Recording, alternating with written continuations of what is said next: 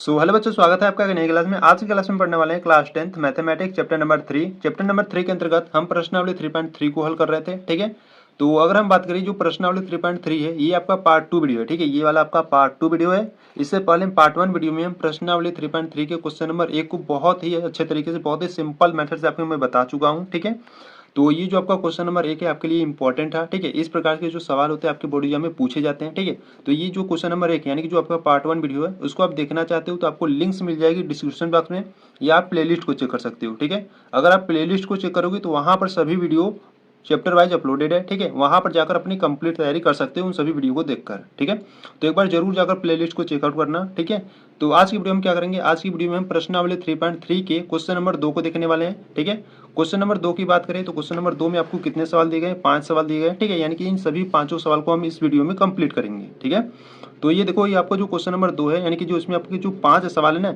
इसमें 2-3 ऐसे सवाल है जो आपकी बोर्ड एग्जाम में हर साल पूछे ही जाते हैं। ठीक है, यानी कि इससे रिलेटेड ही पूछे जाते हैं। ठीक है, यानी कि देखो, जो क्वेश्चन नंबर 1 है ये आपके लिए इंपॉर्टेंट है। ठीक है, क्वेश्चन नंबर 2 इंपॉर्टेंट है, क्वेश्चन नंबर 3 इंपॉर्टेंट है। ठीक है, यानी कि ये आपकी जो शुरुआत के 3 क्वेश्चन है ये आपके लिए बहुत ही इंपॉर्टेंट है। ठीक है, बोर्ड एग्जाम में हर साल रिपीट होता है। ठीक है, तो इसलिए इसको ध्यान से देखना और वीडियो को शुरू से लेकर अंत तक जरूर देखना। ठीक है, बहुत ही इंपॉर्टेंट आपका चैप्टर है ये, आपका जो प्रश्नावली 3.3 है ना, बहुत ही इंपॉर्टेंट है। ठीक है, ध्यान से देखना किस प्रकार से करेंगे। ठीक है, तो चलो आगे बढ़ते हैं। देखिए, यहाँ से अगर हम क्वेश्चन नंबर सेकंड की बात करें तो क्वेश्चन नंबर सेकंड क्या करा है, देखिए कह रहा है कि निम्न समस्याओं में रैखिक समीकरणों की युग्म बनाइए और उनके हल यदि उनका अस्तित्व है, ठीक है, तो विलोपन विधि से ज्ञात कीजिए। ठीक है, यानी कि क्वेश्चन नंबर 2 के कहने का ये मतलब है कि ये जो आपको स्टेटमेंट आपको दिया गया है, ठीक है, इस प्रकार से इसको पहले अच्छे से पढ़ो। ठीक है, पढ़ने के बाद आपको समीकरण बनाना है। समीकरण बनाने के बाद उसको किस विधि से हल करना है, विलोपन विधि से। ठीक है, तो विलोपन विधि बहुत ही सरल है। ठीक है, अगर आपको विलोपन विधि नहीं आ रहा है तो ये आपका जो प्रश्नावली 3.3 का पार्ट 1 वीडियो यानी कि जो जिसमें हम क्वेश्चन नंबर फर्स्ट को करे थे ना, उसमें आपको बहुत ही सिंपल मेथड से मैं बता चुका हूँ। ठीक है, तो उसको जाकर एक बार देख लेना। ठीक है, तो उसको देखने के लिए आपको प्लेलिस्ट में जाना होगा। ठीक है, प्लेलिस्ट में जाओगे वहां पर वीडियो आपको मिल जाएगी। ठीक है, तो चलो हल करते हैं क्वेश्चन नंबर सेकंड का फर्स्ट। देखिए, अगर हम क्वेश्चन नंबर सेकंड की फर्स्ट की बात करें तो देखिए क्या करा है, यदि हम अंश में एक जोड़ दें, ठीक है, तथा हर में एक घटा दे तो भिन्न एक में बदल जाती है।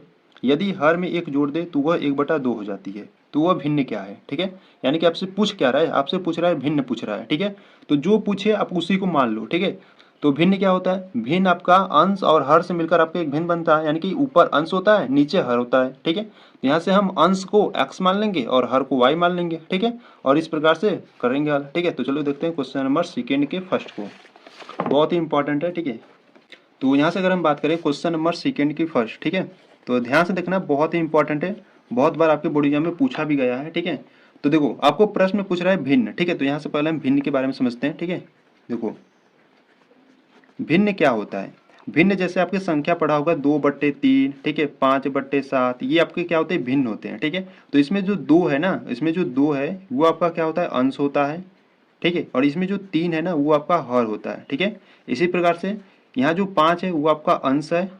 ठीक है, और जो नीचे रहता है यानी कि वो क्या है, हर है, यानी कि जो 7 है वो आपका क्या है, हर है। ठीक है, यानी कि ऊपर वाली संख्या को हम अंश कहते हैं, बट्टे के यानी कि जो बट्टे के नीचे होती है उसे हम क्या कहते हैं, हर कहते हैं। ठीक है, तो भिन्न यहाँ से आपका क्या होता है, भिन्न होता है आपका अंश बटे हर होता है। ठीक है, अंश बटे हर होता है।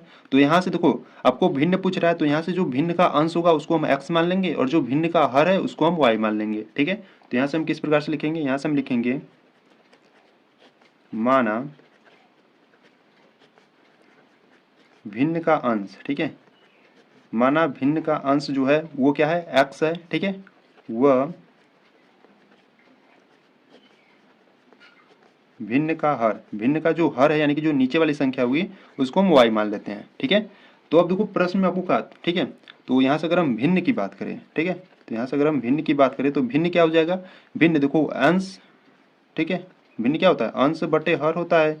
तो यहाँ से जो अंश है उसको हम क्या माने, x माने है, और जो हर है उसको आप y माने हो। ठीक है, यानी कि जो भिन्न है वो x बटे y हो जाएगी। ठीक है, अब आप प्रश्नानुसार देखियो, प्रश्न में आपको क्या करा है, प्रश्न में आपको करा है कि यदि हम अंश में एक जोड़ दें, ठीक है, अंश में एक जोड़ दें यानी कि x में एक जोड़ दें और हर में एक घटा दें यानी कि y में क्या करें, एक घटा दें, तो वो किस में बदल जाता है, वो आपका एक में बदल जाता है। ठीक है, इस प्रकार से। और सेकेंड स्टेप में आपको क्या करा है, सेकेंड स्टेप में करा है कि यदि हर में एक जोड़ दें यानी कि अंश में कुछ नहीं करा है, यानी कि अंश को इसी प्रकार से लिखो, हर में एक जोड़ दें, हर में एक जोड़ दिए तो वो किस में बदल जाता है, वो आपका 1/2 में बदल जाता है। ठीक है, तो यहाँ से इनको सॉल्व करेंगे, यानी कि इसको हल करेंगे, यहाँ से समीकरण बनाएंगे, यहाँ से एक समीकरण बनेगा, यहाँ से एक समीकरण बनेगा। ठीक है, दोनों समीकरण बनाकर इसको किस विधि से हल करेंगे, विलोपन विधि से हल करेंगे। ठीक है, तो चलो देखते हैं। देखो यहाँ से x+1 है तो x+1, ठीक है, बराबर में y-1 का गुणा इधर कर दो। ठीक है, तो यहाँ से हो जाएगा आपका y-1, क्योंकि एक में गुणा हो रहा है। ठीक है, किसी भी संख्या का एक में गुणा करोगे तो वो आपको वही संख्या मिलेगा। ठीक है, तो यहाँ से अगर हम बात करें x+1 है तो देखो x लिखो, y को उधर लाओ तो y माइनस हो जाएगा, बराबर में माइनस का 1 इधर है ही। ठीक है, इसको लेके जाओगे तो ये भी माइनस का 1 हो जाएगा। तो यहाँ से x minus y is equal to, दोनों माइनस में तो यहाँ से माइनस का 2। ठीक है, यहाँ से आपका एक समीकरण बन गया, इसको समीकरण नंबर 1 बना लो। ठीक है, अब इसको हल करते हैं। देखो 2 का गुणा इसमें करोगे तो क्या हो जाएगा, 2x, बराबर में y+1 का गुणा 1 में करोगे तो y+1। ठीक है, y को उधर लेते जाओ, यानी कि 2x माइनस वाई बराबर में 1। ठीक है, ये आपका समीकरण नंबर सेकेंड बन गया, इसको क्या करो, सेकेंड बना लो। ठीक है, अब इन दोनों समीकरण को आपको विलोपन विधि से हल करना है। ठीक है, तो यहाँ से आप लिखोगे समीकरण 1 व 2 से। ठीक है, ठीक है, तो यहाँ से आपका समीकरण नंबर 1 क्या है, समीकरण नंबर 1 है x minus y is equal to minus का 2 है। ठीक है, और समीकरण नंबर 2 है 2x माइनस का y बराबर में 1 है। ठीक है, तो यहाँ से हम देखो विलोपन विधि लगाएंगे। ठीक है, देखो यहाँ पर माइनस का y, यहाँ पर माइनस का y है। ठीक है, यानी कि कट नहीं रहा है, तो काटने के लिए हम क्या करेंगे, चिन्ह को परिवर्तन कर देंगे, यानी कि यहाँ पर प्लस है तो माइनस करेंगे, यहाँ पर माइनस है तो प्लस करेंगे, यहाँ पर प्लस है तो माइनस कर देंगे। ठीक है, और यहाँ पर आपको लिख देना है घटाने पर।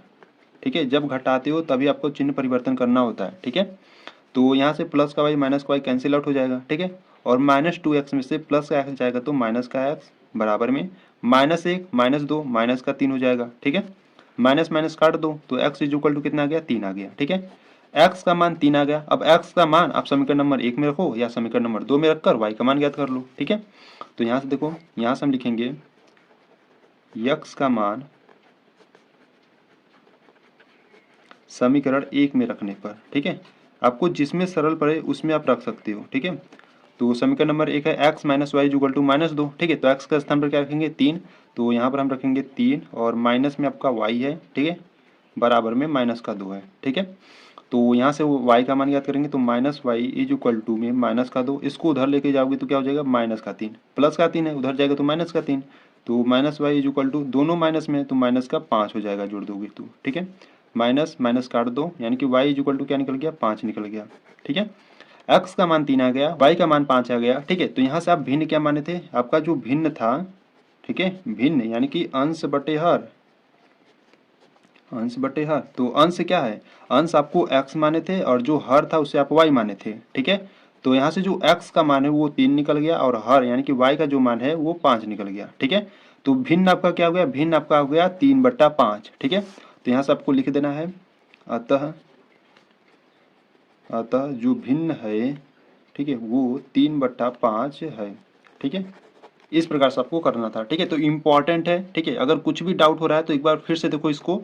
ठीक है, जो क्वेश्चन नंबर फर्स्ट है इसको एक बार फिर से देखो, अच्छे तरीके से समझ में आ जाएगा। ठीक है, तो एक बार फिर से देख लेना। ठीक है, तो मैं इसको बहुत ही सिंपल मेथड से बताया हूँ। ठीक है, तो यहाँ पर आपका जो क्वेश्चन नंबर फर्स्ट है, ठीक है, कंप्लीट हुआ। तो चलो क्वेश्चन नंबर सेकंड को देखते हैं। ठीक है, देखिए यहाँ से अगर हम बात करें क्वेश्चन नंबर सेकंड की, तो क्वेश्चन नंबर सेकंड देखिए क्या करा है। क्वेश्चन नंबर सेकंड भी आपके लिए बहुत ही इंपॉर्टेंट है। ठीक है, क्योंकि इसी प्रकार के सवाल आपके बोर्ड एग्जाम में पूछे जाते हैं। ठीक है, तो ध्यान से देखना किस प्रकार से करेंगे। देखिए क्वेश्चन नंबर सेकंड की बात करें तो देखिए कर रहा है, 5 वर्ष पूर्व नूरी की आयु सोनू की आयु की 3 गुनी थी। ठीक है, 10 वर्ष पश्चात यानी कि 10 वर्ष बाद नूरी की आयु सोनू की आयु की 2 गुनी हो जाएगी। नूरी और सोनू की आयु ज्ञात, मतलब कि कितनी है वही ज्ञात कीजिए। ठीक है, तो देखो जो प्रश्न में आपसे पूछे, ठीक है, ध्यान से पूछ रहा है नूरी और सोनू की आयु कितनी है। ठीक है, तो यहाँ से हम नूरी की आयु x मान लेंगे और सोनू की आयु की हम y मान लेंगे। ठीक है, तो चलो हल करते हैं क्वेश्चन नंबर सेकेंड को। ठीक है, तो यहाँ से अगर हम बात करें क्वेश्चन नंबर सेकेंड, ठीक है, क्वेश्चन नंबर सेकेंड का सेकेंड है। ठीक है, ध्यान से देखना, इंपॉर्टेंट है आपके लिए। ठीक है, तो यहाँ से पहले ना मानो, ठीक है, देखो जो नूरी की आयु है उसको हम क्या मानेंगे, x वर्ष मानेंगे और जो सोनू का आयु है उसको हम y वर्ष मानेंगे। ठीक है, तो यहाँ से आप लिखोगे माना, ठीक है, माना जो नूरी की वर्तमान आयु, ठीक है, नूरी की जो वर्तमान आयु है वो क्या है, x वर्ष है। ठीक है, और सोनू की जो वर्तमान आयु है, ठीक है, सोनू की वर्तमान आयु सोनू का जो वर्तमान आयु है उसको हम क्या मानेंगे, वाई वर्ष मान लेते हैं। ठीक है, इस प्रकार से। अब देखो प्रश्न में आपको करा है 5 वर्ष पूर्व। ठीक है, तो यहाँ से हम लिखेंगे चूंकि 5 वर्ष पूर्व, पूर्व का मतलब क्या होता है, पहले। ठीक है, जब भी देखो यहाँ पे ध्यान देना, जब भी आपको कहे पूर्व, ठीक है, पूर्व का मतलब क्या होता है, पहले होता है। ठीक है, और जब भी आपको कहे बाद में, ठीक है, बाद में यानी कि पश्चात इसका मतलब होता है। ठीक है, बाद में का मतलब क्या होता है, पश्चात। तो जब पूर्व रहे और जब बाद में रहे, तो जब पूर्व के लिए क्या लोगे, यानी कि पहले के लिए क्या चिन्ह लगाओगे, यहाँ पर आप माइनस लगाओगे, और बाद में के लिए क्या लगाओगे, प्लस लगाओगे। ठीक है, तो यहाँ पर है 5 वर्ष पूर्व यानी कि 5 वर्ष पहले। तो यहाँ से अगर हम 5 वर्ष पहले बात करें तो जो नूरी की वर्तमान आयु है इसमें क्या है, एक्स है। ठीक है, तो जो नूरी की 5 वर्ष पहले क्या आयु रह जाएगी, एक्स माइनस 5 हो जाएगी। ठीक है, जैसे मान लो अभी आप क्या हो, अभी आप 18 साल के हो। ठीक है, अगर मैं कहूँ कि मान लो 2 वर्ष पहले आप कितने साल के थे, 2 वर्ष पहले, तो यहाँ से क्या करोगे, 18 में से 2 घटाओगे, तो 18 में से 2 घटाओगे तो 16, यानी कि 2 वर्ष पहले आप कितने साल के थे, 16 साल के थे। ठीक है, इसी प्रकार से यहाँ पर भी है, जो नूरी की इस समय वर्तमान आयु है वो कितना है, एक्स वर्ष है। ठीक है, जो नूरी की वर्तमान आयु है वो क्या है, एक्स वर्ष है। तो यहाँ पर कह रहे हैं 5 वर्ष पहले, 5 वर्ष पहले माने कि 5 वर्ष पूर्व। ठीक है, तो यहाँ पर वर्तमान आयु में से 5 वर्ष को हम क्या करेंगे, घटा देंगे। ठीक है, तो यहाँ पर लिखेंगे नूरी की आयु। ठीक है, नूरी की आयु 5 वर्ष पहले कितना होगा, अभी क्या है, एक्स है। ठीक है, 5 वर्ष पहले यानी कि एक्स माइनस 5 होगा। ठीक है, वर्ष। इसी प्रकार से सोनू की भी आयु हो जाएगी। ठीक है, सोनू की आयु कितना हो जाएगा, सोनू को हम वाई माने तो इसका वाई में से 5 घट जाएगा। ठीक है, यहाँ पर हो जाएगा वर्ष। ठीक है, अब प्रश्न को ध्यान से पढ़ो। देखो प्रश्न में आपको करा है 5 वर्ष पूर्व। ठीक है, 5 वर्ष पूर्व सोनू नूरी की आयु सोनू की आयु की 3 गुनी है। ठीक है, देखो 5 वर्ष पूर्व जो नूरी की आयु है वो सोनू की आयु की 3 गुनी है। ठीक है, तो इसको हम देखो कैसे सॉल्व करेंगे, यहाँ पर बहुत सारे स्टूडेंट को कंफ्यूजन होता है। ठीक है, तो देखो पहले क्या करो ना, इसको दोनों को बराबर रखो इस प्रकार से, x माइनस 5 और बराबर में y माइनस 5, इस प्रकार से रखो। ठीक है, अब क्या करो, अब प्रश्न को ध्यान से पढ़ो। ठीक है, देखो करा है 5 वर्ष पूर्व। ठीक है, 5 वर्ष हम पूर्व निकाल लिए यहाँ पर x माइनस 5 वाई माइनस 5। ठीक है, अब करा है नूरी की आयु, ये है नूरी की आयु और ये है सोनू की आयु। ठीक है, तो करा है नूरी की आयु सोनू की आयु की 3 गुनी थी। ठीक है, यानी कि ये पहले से जो नूरी की आयु है 3 गुनी थी पहले से ही। ठीक है, तो दोनों को बराबर रखने के लिए 3 का गुना हम किस में करेंगे, 3 का गुना हम इसमें सोनू में करेंगे। क्यों करेंगे, क्योंकि जब हम इसमें 3 का गुणा करेंगे तो ये दोनों का वर्ष क्या हो जाएगा, बराबर हो जाएगा।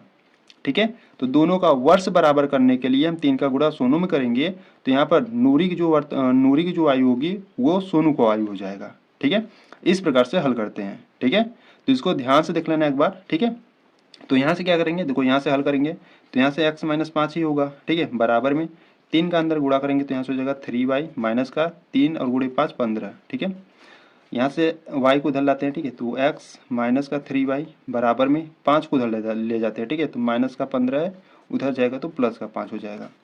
तो x minus 3y is equal to minus 15 में से प्लस का 5 जाएगा तो माइनस का 10। ठीक है, ये आपका समीकरण नंबर फर्स्ट निकला। ठीक है, इसको समीकरण नंबर फर्स्ट बना लो। ठीक है, इसी प्रकार से आप देखो सेकेंड कंडीशन में आपको क्या कर रहा है, 10 वर्ष पश्चात कर रहा है। ठीक है, यहाँ से आप लिखो चूंकि 10 वर्ष पश्चात, पश्चात का मतलब क्या होता है, बाद में। ठीक है, तो 10 वर्ष पश्चात यहाँ से अगर हम बात करें जो नूरी की आयु होगी वो कितनी होगी,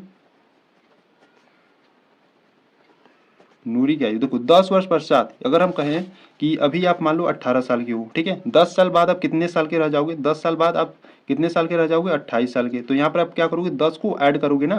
तो इसी प्रकार से है, अगर नूरी की जो वर्तमान आयु यानी कि इस समय x वर्ष है तो 10 साल बाद कितना होगा, x में प्लस 10 जोड़ दोगे। ठीक है, तो यहाँ पर हो जाएगा x प्लस 10। ठीक है, इसी प्रकार से सोनू का भी हो जाएगा, सोनू की आयु, तो इसका क्या हो जाएगा, y प्लस 10 हो जाएगा। ठीक है, वर्ष। ठीक है, अब देखो क्या करेंगे, अब प्रश्न को ध्यान से पढ़ो। 10 वर्ष पश्चात नूरी की आयु सोनू की आयु की 2 गुनी हो जाएगी। ठीक है, तो पहले क्या करो, दोनों को बराबर रखो इस प्रकार से, x प्लस 10। ठीक है, बराबर रखो y प्लस 10। ठीक है, अब प्रश्न को ध्यान से पढ़ो। देखो प्रश्न करा है 10 वर्ष पश्चात, यानी कि यहाँ पर हम 10 वर्ष पश्चात इन दोनों का आयु निकाल लिए। ठीक है, नूरी की आयु सोनू की आयु की दोगुनी हो जाएगी। ठीक है, नूरी की आयु सोनू की आयु की दोगुनी हो जाएगी। किसकी दोगुनी हो जाएगी? नूरी की आयु। ठीक है, तो ये दोगुनी हो जाएगी, तो दोनों को बराबर रखने के लिए हम 2 का गुना सोनू में करेंगे। ठीक है, इस प्रकार से हल करते हैं। दोनों को हम बराबर रखने के यानी कि दोनों का वर्ष यानी कि दोनों को साल बराबर रखने के लिए हम 2 का गुणा इसमें सोनू में करेंगे, तो दोनों का साल बराबर हो जाएगा, तो यहाँ से हमको समीकरण मिलेगा। ठीक है, बराबर करेंगे तो भी तो समीकरण मिलेगा। ठीक है, तो यहाँ से हम क्या करेंगे, इसको हल करेंगे, तो यानी कि यहाँ से निकलेगा x + 10 बराबर में 2 का अंदर गुणा करेंगे तो 2y प्लस का 2 का 10 में करेंगे तो 20। ठीक है, y वाले को इधर लाते हैं, यानी कि x माइनस का 2y बराबर में 20 है, 10 को उधर ले जाते हैं। ठीक है, तो x माइनस का 2y 10 में से 20 में से 10 जाएगा तो कितना बचेगा? 10 बचेगा। ये आपका समीकरण नंबर सेकेंड मिल गया, इसको समीकरण नंबर सेकेंड बना लो। ठीक है, इस प्रकार से देखो समीकरण नंबर 1 बना लिए, समीकरण नंबर 2 बना लिए। अब इन दोनों समीकरण को आपको किस विधि से हल करना है? विलोपन विधि से। ठीक है, तो चलो हल करते हैं। विलोपन विधि यहाँ पर लगाएंगे। ठीक है, तो यहाँ पर आप लिखोगे समीकरण 1 व 2 से। ठीक है, तो समीकरण 1 व 10 से अगर हम बात करें तो आपको समीकरण नंबर 1 क्या दिया है? x माइनस 3y बराबर में माइनस का 10 है, और समीकरण नंबर 2 है x माइनस 2y बराबर में प्लस का 10 है। ठीक है, तो देखो यहाँ पर सिर्फ x यहाँ पर सेम दिख रहे हैं। ठीक है, दोनों प्लस में है, तो यहाँ पर हम क्या करेंगे? घटाएंगे। ठीक है, तो यहाँ पर आपको लिख देना है घटाने पर। ठीक है, जब घटाओगे तो यहाँ से माइनस, यहाँ पर अगर प्लस का रहेगा तो माइनस का हो जाएगा, प्लस माइनस का तो प्लस का, प्लस का तो माइनस का। ठीक है, तो देखो ये माइनस का, ये प्लस का, ये कैंसिल आउट हो जाएगा। ठीक है, यहाँ पे देखो माइनस का 3y प्लस का 2y है। ठीक है, तो माइनस 3y में से अगर प्लस 2y जाएगा तो कितना बचेगा? माइनस का y बचेगा। ठीक है, बराबर माइनस दस इज इक्वल टू माइनस का 20। ठीक है, माइनस माइनस काट दो, यानी कि यहाँ से y का मान निकल गया 20 निकल गया। ठीक है, y का मान 20 निकल गया। अब y का मान आप किसी भी समीकरण में रखकर x का मान याद कर सकते हो। ठीक है, तो यहाँ से रख दो, यहाँ पे लिखो y का मान समीकरण नंबर 1 में रखने पर। ठीक है, चलो समीकरण नंबर 1 क्या है आपका? है x minus 3y is equal to minus 10 है। ठीक है, तो यहाँ से x माइनस 3y, y का मान क्या है? 20 है, तो यहाँ पर हम रख दिए 20 बराबर में माइनस का 10 है। ठीक है, तो यहाँ से हल करेंगे x माइनस, देखो 3 दूना 6 यानी कि 0 यानी कि 60 आ जाएगा, बराबर में माइनस का 10। x is equal to minus का 10, इसको उधर भेजोगे तो प्लस का 60 हो जाएगा। x इज इक्वल टू 60 में से 10 जाएगा तो 50। ठीक है, x का मान क्या आ गया? x का मान आ गया 50 आ गया। ठीक है, और y का मान आ गया 20। ठीक है, तो देखो x आप किसको माने थे? x जो था वो नूरी की वर्तमान आयु थी, और y था आपका सोनू का वर्तमान आयु। ठीक है, तो यहाँ से आप लिख देना, तो यहाँ से आप लिखोगे अतः जो नूरी की वर्तमान आयु है, वर्तमान आयु वो कितना है? 50 वर्ष है। ठीक है, यानी कि जो नूरी है वो कितने वर्ष की है? 50 वर्ष की। वह सोनू की वर्तमान आयु,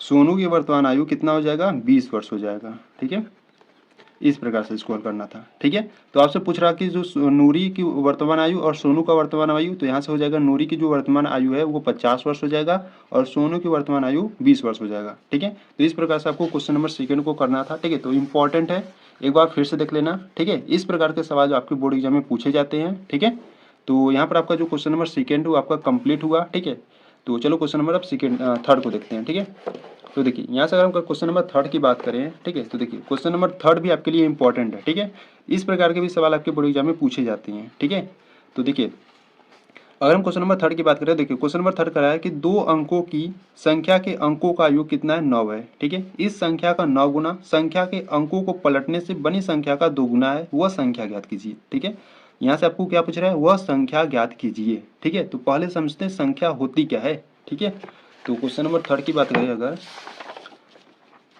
ठीक है, तो यहाँ से अगर हम क्वेश्चन नंबर थर्ड की बात करें, ठीक है, क्वेश्चन नंबर थर्ड आपके लिए इंपॉर्टेंट है। ठीक है, बोर्ड एग्जाम में काफ़ी बार यह प्रश्न पूछा भी गया है। ठीक है, देखिए तो यहाँ से पहले समझते हैं संख्या। ठीक है, देखिए अगर हम संख्या की बात करें, ठीक है, संख्या की, तो संख्या को आप किस प्रकार से रिप्रेजेंट करते हो? देखो जैसे मान लो आपके पास कोई संख्या 25 है। ठीक है, अब 25 को आप देखो, 25 का जो 5 है वो आपका इकाई होता है, और जो 2 है वो दहाई होता है। ठीक है, तो इकाई को यानी कि इकाई इस प्रकार से लिखते हो, प्लस जो दहाई है उसमें 10 का गुणा होता है। ठीक है, तो यहाँ पे यानी कि यहाँ से 10 गुणे 2। ठीक है, 25 को आप क्या लिख सकते हो 10 गुणे 2 प्लस 5, ठीक है, यानी कि ये इकाई है तो इकाई हो गया, प्लस दहाई, दहाई में 10 का गुणा होता है, ठीक है। तो जब इसको हल करोगे तो देखो 10 गुणे 2 आपका 20 आ जाएगा, प्लस 5 और 20 प्लस 5 25, ठीक है, यानी कि 25 का जो संख्या है आपको इस प्रकार से ओपन करना है, ठीक है। ठीक है, तो यहाँ से हम लिखेंगे, ठीक है, यहाँ से हम देखो जो दहाई होगा उसको हम x मानेंगे और जो इकाई होगा उसको हम y मानेंगे, ठीक है। तो यहाँ से हम लिखेंगे माना, ठीक है, माना जो दहाई का अंक है, माना दहाई का अंक, दहाई का जो अंक है उसको हम x मान लेते हैं, वह इकाई का अंक, इकाई का जो अंक है, ठीक है, इकाई का अंक, इकाई के अंक को हम y मान लेते हैं, ठीक है। दहाई को आप x मान लिए, इकाई को आप y मान लिए, ठीक है, या आप इस प्रकार से इकाई को x मान सकते थे, दहाई को भी आप y मान सकते थे, ठीक है। तो आपको अच्छे से समझाने के लिए हम इसलिए माने जो दहाई है उसका हम अंक जो है उसको x माने हैं और इकाई का जो अंक है उसको हम y माने हैं, ठीक है, आपको अच्छे से समझाने के लिए माने हैं, ठीक है। तो अगर हम बात करें, देखो यहाँ पर संख्या क्या हो जाएगी, अगर हम बात करें तो देखो संख्या, संख्या की अगर हम बात करें तो देखो इकाई क्या है आपका y है, ठीक है, इकाई आपका y है, प्लस दहाई क्या है आपका x, यानी कि x में क्या होगा 10 का गुणा होगा, ठीक है। इस प्रकार से यहाँ पे देखो जैसे मान लो कोई दूसरा संख्या हम लेते हैं, ठीक है, जैसे मान लो यहाँ से हम ले लेते हैं 27 ले लेते हैं, ठीक है, ठीक है। तो इसमें देखो जो 27 है इसमें 7 आपका इकाई है, ठीक है, तो 7 इकाई है तो इस प्रकार से लिखो 7, ठीक है, प्लस 2 आपका दहाई है, अब 2 आपका दहाई यानी कि 2 में 10 का गुणा है, ठीक है, 2 में 10 का गुणा है इस प्रकार से, ठीक है। तो जो आपका 7 है वो आपका इकाई है और जो दो दो है वो आपका दहाई यानी कि 10 में 2 का गुणा है या 2 में 10 का गुणा है, ठीक है। तो यहाँ से जब इसको हल करोगे यानी कि 10 गुणे 2 करोगे तो 20 प्लस का 7, ठीक है, 20 और 7 27, ठीक है, इसी प्रकार से मिलता है ना। तो यहाँ पर जो संख्या है यानी कि संख्या आपका क्या है एक्स वाई है, ठीक है, सॉरी इकाई अंक वाई है, ठीक है, एक्स वाई है, ठीक है, यानी कि देखो इकाई अंक जो है आपका एक्स वाई है और जो दहाई अंक है वो एक्स है, ठीक है, यानी कि संख्या आपका एक्स वाई है, एक्स वाई को आप इस प्रकार से लिख सकती हो, ठीक है। अब देखो प्रश्न में आपको करा है कि प्रश्न में देखो करा है कि दो अंकों की संख्या के अंकों का योग, ठीक है, दो अंकों की संख्या, देखो संख्या आपके क्या है, संख्या आपका अगर इस प्रकार से रहेगा एक्स वाई तो ये आपके संख्या कहलाएंगे, ठीक है। अब संख्या के अंक कौन कौन से हैं, संख्या के अंक आपका एक एक्स है एक वाई है, ठीक है, तो इनका जो योग है वो कितना आपको दिया है 9 दिया है, ठीक है। तो यहाँ से लिखेंगे संख्या के अंकों का योग मतलब कि एक्स प्लस वाई बराबर 9, ठीक है, ये आपका समीकरण नंबर फर्स्ट है, ठीक है। अब देखो आपको समीकरण नंबर सेकंड जो बनाएंगे आप उसको एकदम ध्यान से समझना, ठीक है, यानी कि प्रश्न को आपको एकदम अच्छे से पढ़ना है, ठीक है। देखो प्रश्न में आपको कराए कि इस संख्या का 9 गुना, ये जो संख्या बनाए हो 10x प्लस वाई, इस संख्या का 9 गुना, ठीक है, देखो संख्या का 9 गुना, ये आपका संख्या है, ठीक है, अब संख्या का कर दो 9 गुना, ठीक है, संख्या का 9 गुना संख्या के अंकों को पलटने पर, ठीक है, संख्या का अंक कौन कौन से है, संख्या का अंक है x और y, ठीक है, इसको क्या करेंगे पलट देंगे, ठीक है। जब हम पलटेंगे यानी कि x के स्थान पर हम y को ले लेंगे और y के स्थान पर x को लेंगे, ठीक है, तो यहाँ पर x है तो यहाँ पर हम y ले लेंगे और प्लस यहाँ पर y है तो यहाँ पर हम x ले लेंगे, ठीक है। संख्या के अंक को हम क्या किए यहाँ पर पलट दिए, ठीक है। तो यहाँ से संख्या के अंकों को पलटने पर बनी संख्या का 2 गुना है, ठीक है, यानी कि इसका क्या है 2 गुना है, इसमें 2 का गुणा करेंगे तो वह संख्या ज्ञात कीजिए, ठीक है, यानी कि आपको x और y का मान ज्ञात करना है, ठीक है।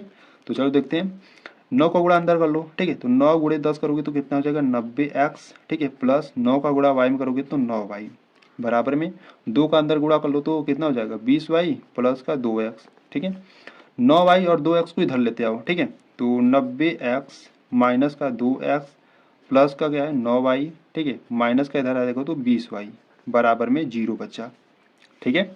देखो 90x में से 2x जाएगा तो कितना बचेगा 88x बचेगा, ठीक है, और 20y में से 9y जाएगा तो माइनस का 11y बचेगा बराबर में 0, ठीक है। तो यहाँ सब क्या करते हैं, देखो यहाँ पर 11 आपका क्या है कॉमन है, ठीक है, तो 11 को कॉमन लो, 11 अट्ठे 88 यानी कि 8x बचेगा माइनस यहाँ पर 11 कॉमन हो गया तो यहाँ पर सिर्फ y बचेगा बराबर में 0, ठीक है।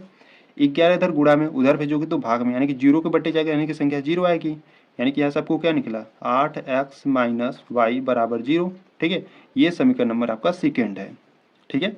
तो समीकरण 1 और समीकरण सेकेंड निकल गया आपका, ठीक है।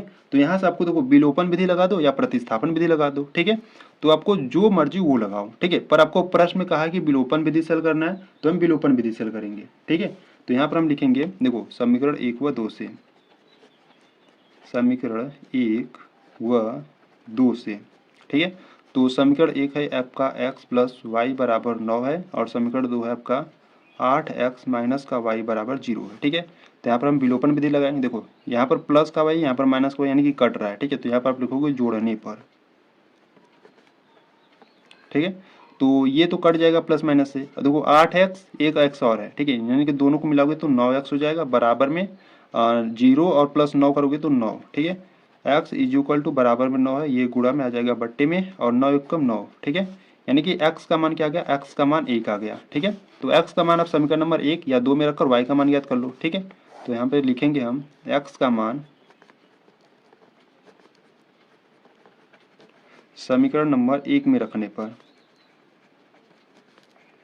ठीक है, तो समीकरण नंबर 1 है क्या, x plus y is equal to 9 है। ठीक है, तो x का स्थान पर हम 1 रखेंगे, plus y is equal to 9 है। ठीक है, तो एक को उधर भेजते हैं, तो y इज इक्वल टू 9, एक उधर जाएगा तो माइनस का हो जाएगा। ठीक है, यानी कि y 9 में से 1 जाएगा तो 8, y का मान क्या आ गया, 8 आ गया। ठीक है, तो यहाँ से x का मान 1 आ गया, y का मान 8 आ गया। तो आपको प्रश्न पूछ रहा है कि संख्या क्या है। ठीक है, तो यहाँ से अगर हम संख्या की बात करें तो देखो संख्या आपका क्या था, एक्स वाई था। ठीक है, तो देखो x का मान कितना है, x का मान 1 है और y का मान कितना 8 है, यानी कि संख्या आपका क्या हो जाएगा, 18 हो जाएगा। ठीक है, इसको आप सेकेंड मेथड से अगर इस प्रकार से हल करना चाहते हो तो इस प्रकार से हल कर सकते हो। देखो संख्या अगर इस एक्स वाई है तो संख्या को क्या लिख सकते हो, देखो y आपका क्या है, y आपका इकाई अंक है। ठीक है, तो y प्लस x क्या है, x आपका दहाई है। ठीक है, तो दहाई है यानी कि x में 10 का गुणा है। ठीक है, इस प्रकार से तो यहाँ पर रख दो 10 गुणे x का मान क्या है, x का मान है 1, प्लस y का मान क्या है 8 है। ठीक है, 10 गुणे 1 करोगे तो 10 प्लस का 8। ठीक है, बराबर में देखो 10 और 8 कितना हो जाएगा, 18। ठीक है, तो इस प्रकार से भी ज्ञात कर सकते हो, इस प्रकार से भी ज्ञात कर सकते हो। ठीक है, तो ये आपको ये समझना होगा। ठीक है, ये संख्या को अगर आप समझ लिए, यानी कि संख्या को हम किस प्रकार से रिप्रेजेंट करते हैं, इसको समझ लिए तो क्वेश्चन कुछ नहीं है, बहुत ही सिंपल क्वेश्चन है। ठीक है, तो इस प्रकार से मैंने बहुत ही सिंपल तरीके से मैं आपको बता चुका। ठीक है, यानी कि जो क्वेश्चन नंबर 3 है, ठीक है, आपके लिए इंपॉर्टेंट भी है। ठीक है, काफी बार बोर्ड एग्जाम में पूछा भी गया है इस प्रकार का सवाल। ठीक है, तो क्वेश्चन नंबर 3 आपका कंप्लीट हो गया। ठीक है, एक बार फिर से देख लेना इसको। ठीक है, अच्छे तरीके से समझ में आ जाएगा। ठीक है, तो चलो क्वेश्चन नंबर 4 को करते हैं। देखिए अगर हम क्वेश्चन नंबर 4 की बात करें तो क्वेश्चन नंबर 4 में आपको क्या करा है, देखिए क्वेश्चन नंबर 4 में करा है कि मीना 2000 रुपये निकालने के लिए एक बैंक गई। ठीक है, उसने खजासी से, यानी कि जो खजासी जानते हो, जैसे बैंक में जो पैसा देता है, ठीक है, वो खजासी होता है। ठीक है, खजासी से कहा कि भैया 50 रुपए के तथा 100 रुपए के हमको नोट चाहिए। ठीक है, दोनों मतलब कि यहाँ से 50 तथा 100 रुपए के नोट देने के लिए कहा। मीना ने कुल 25 नोट प्राप्त किए, यानी कि 50 के और 100 के दोनों नोट मिलाकर 25 नोट प्राप्त किए। ठीक है, ज्ञात कीजिए कि उसने 50 और 100 के कितने कितने नोट प्राप्त किए। ठीक है, तो देखो पूछ क्या रहा है, पूछ रहा है ज्ञात कीजिए कि उसने 50 रुपए के और 100 रुपए के कितने कितने नोट प्राप्त किए। तो यहाँ से 50 रुपए वाले जो नोट होंगे उसको x मान लो, और जो 100 रुपए वाले नोट होंगे उसको y मान लो। ठीक है, तो चलो हल करते हैं क्वेश्चन नंबर 4 को। देखिए ठीक है, तो यहाँ से हम हल करने वाले हैं क्वेश्चन नंबर 4 को। ठीक है, ध्यान से देखना। ठीक है, बहुत ही इंपॉर्टेंट है तो नहीं, ठीक है, पर इंपॉर्टेंट ही मान लो। तो यहाँ से देखो क्या लिखोगे, यहाँ से आप लिखोगे माना, माना जो 50 रुपए का नोट है, ठीक है, 50 रुपए के नोटों की संख्या लिखते हैं। ठीक है, नोटों की संख्या, 50 रुपए की जो नोटों की संख्या है उसको हम x मान लेते हैं। ठीक है, वह 100 रुपए के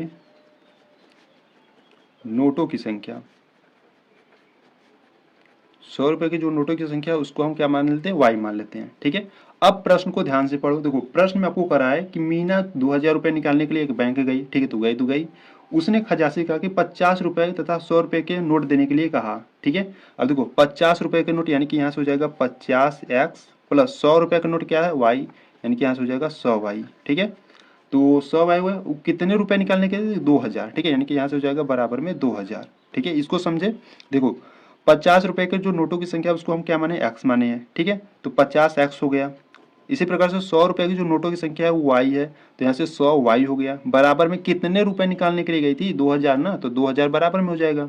ठीक है, तो यहाँ से 50 कॉमन है, तो यहाँ से 50 कॉमन ले लो, यहाँ से सिर्फ x बचेगा, 50 दूना 100 यानी कि 2y। ठीक है, और क्या करते हैं, इसको भी इस प्रकार से ले लो। ठीक है, बराबर में आपका 2000 है। ठीक है, 50 इधर गुणा में, इधर पे तो भाग में हो जाएगा, यानी कि x प्लस 2y बराबर में इधर है आपका 2000। ठीक है, बट्टे में आ जाएगा 50। ठीक है, जीरो जीरो काट दो। ठीक है, और 5 एकम 5, 5 चौका 20, 4 बचा, एक 0 बचा, यानी कि x प्लस 2y बराबर में 40। ठीक है, ये आपका समीकरण नंबर 1 है। ठीक है, अब देखो प्रश्न को ध्यान से पढ़ो। प्रश्न में आपको करा है मीना ने कुल 25 नोट प्राप्त किए। ठीक है, यहाँ पर जो 50 रुपए के नोट थे और जो 100 रुपए के नोट थे, दोनों को मिलाकर उसने 25 नोट प्राप्त किए। ठीक है, तो 50 नोटों की जो संख्या थी उसको हम x माने और जो 100 रुपए के नोटों की संख्या उसको हम y माने, यानी कि x plus y is equal to 25। ठीक है, सीधी सी बात है, x plus y is equal to 25। ठीक है, इसको समझे कि नहीं, पहले देखो इसको क्या करोगे, समीकरण नंबर सेकंड बना लोगे, पहले समझ लो। देखो यहाँ पर आपको प्रश्न करा है कि मीना ने कुल 25 नोट प्राप्त किए। ठीक है, मीना ने कुल कितने नोट प्राप्त किए, 25 नोट प्राप्त किए। ठीक है, तो नोट कौन कौन से है, नोट है आपका एक 50 रुपए के नोटों की संख्या है, एक 100 रुपए के नोटों की संख्या है। यानी कि इसको देखो, जो 50 रुपए के नोटों की संख्या और 100 रुपए के नोटों की संख्या को जो आप मिलाओगे यानी कि जोड़ोगे तो कितना आएगा, 25 आएगा, 25। ठीक है, तो यहाँ से हो गया 50 रुपए के नोटों की संख्या x हो गया, यानी कि x plus y is equal to 25 हो गया। ठीक है, तो यहाँ से हम क्या करेंगे, यहाँ से आपको समीकरण नंबर 1 और समीकरण नंबर 2 मिल गया, तो यहाँ से आप विलोपन विधि लगा दो। ठीक है, तो यहाँ से आप लिखोगे समीकरण 1 व 2 से। ठीक है, तो समीकरण नंबर 1 यहाँ से क्या करोगे, विलोपन विधि लगाओगे। ठीक है, तो समीकरण नंबर 1 को लिखो, तो x प्लस 2y बराबर में क्या है 40 है, और समीकरण नंबर 2 क्या है x plus y is equal to 25 है। ठीक है, तो यहाँ पर x सेम है। ठीक है, तो यहाँ से देखो कट नहीं रहा है। ठीक है, तो यहाँ से माइनस माइनस माइनस। ठीक है, सब में प्लस है तो सब में माइनस लगा दिए, और यहाँ से लिख देना है आपको घटाने पर। ठीक है, तो ये वाला x तो कट जाएगा। ठीक है, देखो 2y में से 1y जाएगा तो y बचेगा, बराबर में 40 में से 25 जाएगा तो कितना बचेगा आपका 15 बचेगा। ठीक है, यानी कि जो y का मान है वो कितना आ गया, y का मान आ गया आपका 15। ठीक है, अब इस y के मान को हम किसी भी समीकरण में रखकर x का मान याद करेंगे। ठीक है, तो यहाँ से आप लिखोगे y का मान समीकरण नंबर मान लो 1 में रखो। ठीक है, 1 में रखने पर, ठीक है, तो समीकरण नंबर 1 है क्या, x plus 2y is equal to 40 है। ठीक है, तो x प्लस 2y, y का मान क्या है 15 और बराबर में 40। ठीक है, तो x प्लस 2 गुणे 15 यानी कि 15 दूना हो जाएगा 30 बराबर में 40। ठीक है, तो x इज इक्वल टू 40, 30 को उधर लेके जाओगे तो माइनस का हो जाएगा, और x इज इक्वल टू 40 में से 30 जाएगा तो कितना बचेगा 10, यानी कि यहाँ से जो x का मान है 10 आ गया और y का मान 15। ठीक है, तो x किसको माने थे और y किसको माने थे, देखो जो x था वो आपके 50 रुपए के नोटों की संख्या थी और जो y है वो 100 रुपए के नोटों की संख्या है। ठीक है, तो यहाँ से अगर हम बात करें तो यहाँ से आपको क्या यहाँ से आपको नीचे क्या लिखना है, यहाँ से आप लिखोगे अतः जो 50 रुपए के जो नोटों की संख्या है,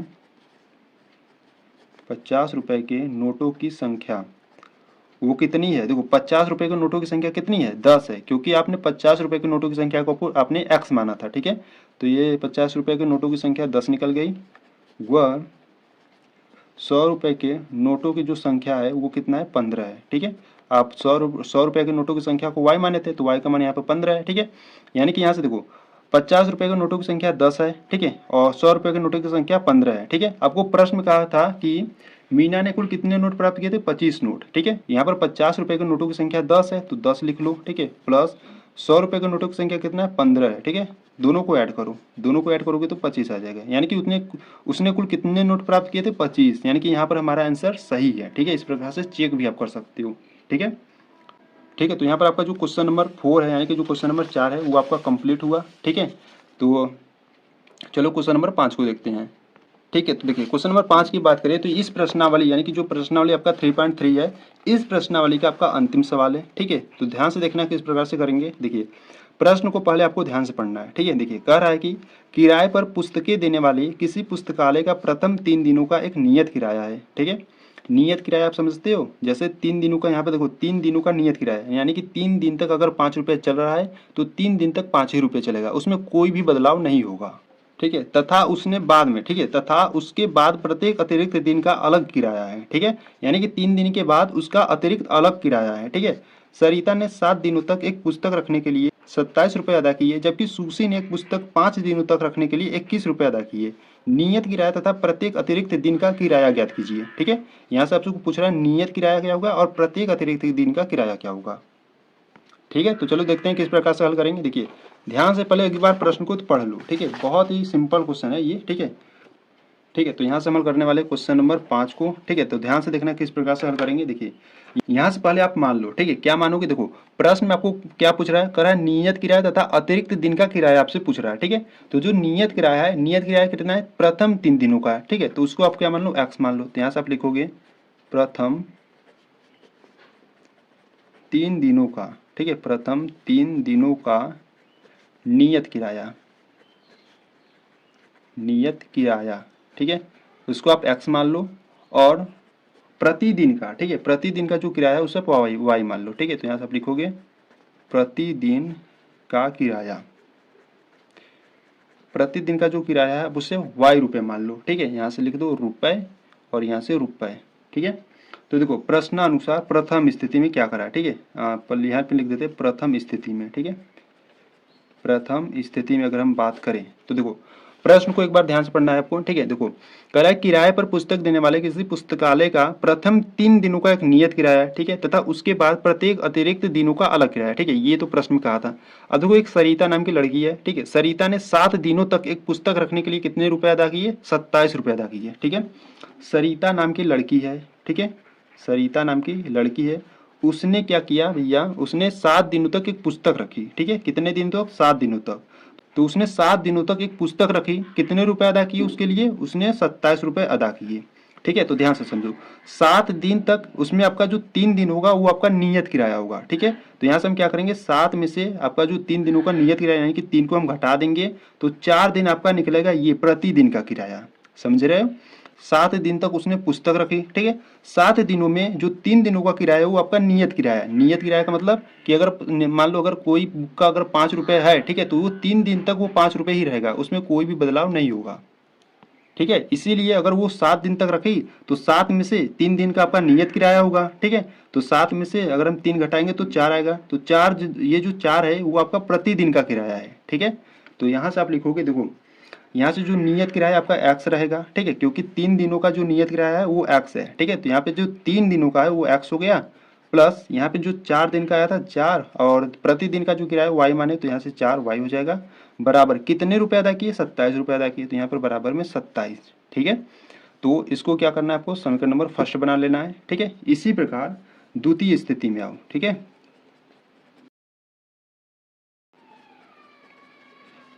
ठीक है, तो द्वितीय स्थिति में आपको करा है कि जबकि सुशी ने, ठीक है, सुशी भी एक लड़की है, ने एक पुस्तक 5 दिनों तक रखने के लिए 21 रुपए अदा किए। ठीक है, अब देखो सुशी नाम की लड़की है। ठीक है, अब सुशी नाम की लड़की है, उसने 5 दिनों तक एक पुस्तक रखी और उसके लिए कितने रुपए अदा किए, 21 रुपए अदा किए। ठीक है, तो 5 दिनों में तो 3 दिन उसके क्या हो गए, नियत किराया हो गए। ठीक है, यानी कि 5 माइनस 3 बराबर 2, यानी कि 5 में से 3 दिन उसका नियत किराया हो गया, 2 दिन उसका प्रतिदिन का किराया हो गया। ठीक है, तो यहाँ से इसके लिए क्या कंडीशन निकलेगा, प्रथम देखो 3 दिनों का जो नियत किराया एक्स है, तो यहाँ से आपका आ जाएगा 3 दिनों का एक्स। ठीक है, और प्लस यहाँ से 2 दिन का आया, यानी कि प्रतिदिन का किराया 2 आया। ठीक है, तो यहाँ से हो जाएगा 2, प्रतिदिन को आप माने वाई, तो यहाँ से वाई हो जाएगा, कितने रुपए अदा किए, 21 रुपए, तो बराबर में 21। ये आपका समीकरण नंबर सेकेंड है। ठीक है, अगर आप इस प्रकार से समीकरण बना लेते हो तो समीकरण बनाकर इसको विलोपन विधि से हल कर लो। ठीक है, तो यहाँ से आप लिखोगे समीकरण 1 व 2 से। ठीक है, तो समीकरण नंबर 1 क्या है, एक्स प्लस 4y बराबर में 27 है। इस प्रकार समीकरण नंबर 2 क्या है, समीकरण नंबर 2 है x plus 2y is equal to 21 है। ठीक है, तो यहाँ से हम विलोपन विधि लगाएंगे। ठीक है, देखो यहाँ पर एक्स एक्स सेम है। ठीक है, तो यहाँ पर देखो ये प्लस का है, ये भी प्लस का है। ठीक है, तो यहाँ पर हम क्या करेंगे, विपरीत चिन्ह करेंगे, तो माइनस, यहाँ पर प्लस है तो माइनस, यहाँ पर है माइनस। यहाँ पर आपको लिख देना भैया किस कैसे माइनस हुआ, घटाने पर माइनस हुआ। ठीक है, तो ये एक्स वाला तो कट जाएगा। ठीक है, प्लस माइनस से, और देखो 4y में से 2y जाएगा तो 2y बचेगा, बराबर में 27 में से 21 जाएगा तो कितना आ जाएगा, 6 आ जाएगा। ठीक है, तो यहाँ से y का मान याद करेंगे, बराबर में 6, 2 गुणा में आ जाएगा बट्टे में। ठीक है, 2 1 कम 2, 2 3 6, यानी कि जो y का मान है वो आ गया 3 आ गया। ठीक है, इसी प्रकार y का मान हम किसी भी समीकरण में रखकर x का मान याद करेंगे। ठीक है, तो यहाँ से आप लिखोगे y का मान समीकरण नंबर 1 में मान लो रख दो। ठीक है, समीकरण नंबर 1 में रखने पर, ठीक है, तो समीकरण नंबर 1 है क्या, x प्लस 4, देखो x प्लस 4y बराबर 27 है, y के स्थान पर क्या रखोगे, 3 रखोगे, तो गुणे 3 बराबर में 27। ठीक है, तो x इज इक्वल टू बराबर में आपका 27 है, गुणा कर लो, 4 3 12, 12 को उधर भेजोगे तो माइनस का 12। ठीक है, तो x इज इक्वल टू 27 में से 12 जाएगा तो कितना बचेगा, 15 बचेगा। ठीक है, x का मान आ गया 15 और y का मान है 3। ठीक है, तो देखो जो x था, ठीक है, उसको आप क्या माने थे, प्रथम 3 दिनों का किराया माने थे। ठीक है, प्रथम 3 दिनों का नियत किराया, और जो y था वो प्रतिदिन का किराया था। ठीक है, तो यहाँ से आपको लिख देना है अतः जो नियत किराया है, ठीक है, अतः जो नियत किराया है, आप उसको x माने थे तो x का मान क्या है, 15 है, यानी कि जो नियत किराया है वो 15 है, वह प्रतिदिन का जो किराया है, प्रतिदिन का किराया, ठीक है, प्रतिदिन का किराया यहाँ पे लिख देना, प्रतिदिन का जो किराया है, आप उसे y माने थे तो प्रतिदिन का जो किराया है वो 3 रुपये है।